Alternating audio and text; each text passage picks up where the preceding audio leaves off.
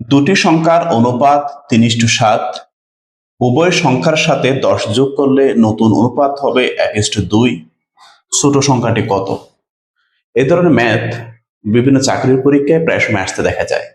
আজকে আমরা এই ম্যাথটি সমাধান করব। আমরা একটা অনুপাতের সাধারণ রাশি ধরে নিচ্ছি x। তাহলে এখানে দুইটা সংখ্যা হবে 3x আর একটা হবে 7x। ঠিক আছে, দুইটার সাথে আমি 10 যোগ করব, অনুপাত দিলাম, এটার সাথেও 10 যোগ করব, তাহলে 3x প্লাস 10 ইজটু 7x প্লাস 10 ইজটু হচ্ছে কত? 1:2। 1:2। জাস্ট এইটুকু সাজাতে পারলে এই ম্যাথটা সমাধান হয়ে যায়।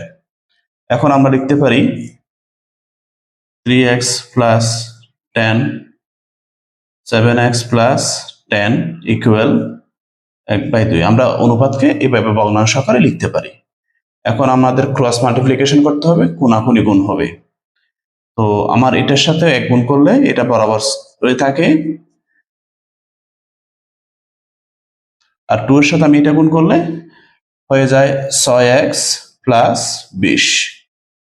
এখন আমি 6x এই পাশে নিয়ে আসলে 7x minus 6x equal 20 minus 10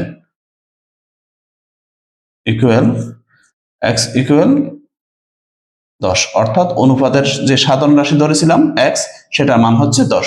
এখন আমার ছোট সংখ্যা কত? 3। তাহলে নিশ্চয়ই 30। ছোট সংখ্যা হবে কত? 30, আর বড় সংখ্যাতেই 70। আশা করছি বুঝতে পেরেছেন।